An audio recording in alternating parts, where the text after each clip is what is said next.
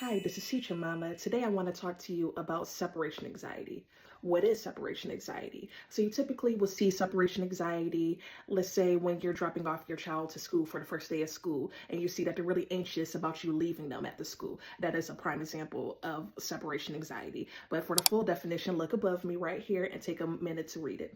As a former teacher, I used to see this happening in my classroom a lot, and I'm going to tell you why this isn't a way to go about it. So they will be dropping off, parents will be dropping off their child to school, and instead of waiting until they're acclimated and having that one-on-one conversation to them that I'll see you later, mama will be back, they just wait for their child to go and play with something, and then once they see that their child is distracted, they leave out the door.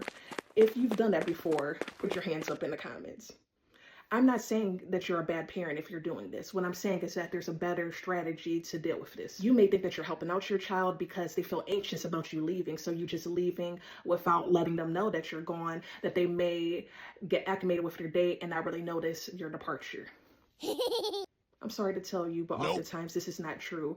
What I've noticed as a former teacher is after they notice that their parent has left, they're usually in great distress. They're crying, they're looking at the door. Sometimes they even go through the door to try and look for their parents. So instead of doing that, if you can, arrive a few minutes early to wherever you're dropping off your child. Make sure they get acclimated. You go pull out their favorite toy, a snack or something like that, so that you're not in a rush to leave, so that they're feeling more comfortable. So for myself, I have a toddler. He just turned 3 this summer. And what I do with him is if I'm dropping him off somewhere, especially somewhere that he hasn't really been to often, I will make sure that I'm a little bit early and I talk with him. I walk around the environment with him. I'm giving him the language of different things around him, like, oh, you can look at this book, you could go over here and play with this.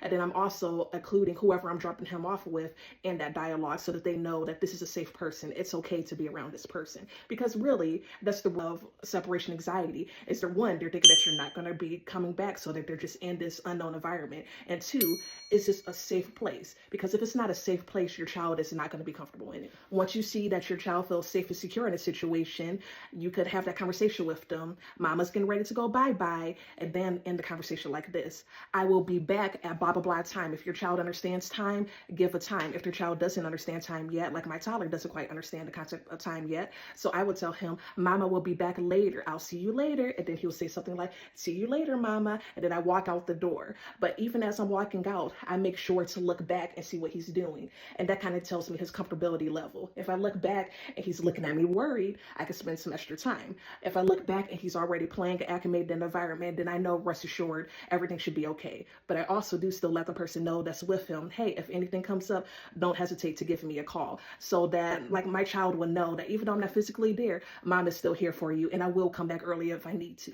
Let me know in the comment section if you found this to be helpful at all. And if you have any suggestions of what my next video should be about, please let me know in the comment sections. I've been noticing that you're a little shy in the comment sections, and I'm just coming up with topics that I think will be helpful, but I want to curate my content around what my viewers actually need help with. I hope that this has been helpful. Please go ahead and follow me for more content just like this. This is Teacher Mama, a former early childhood educator turned stay-at-home mom of one, and currently expecting this November on Thanksgiving Day. Thank you for watching, and I'll see you in the next video. Thanks for watching.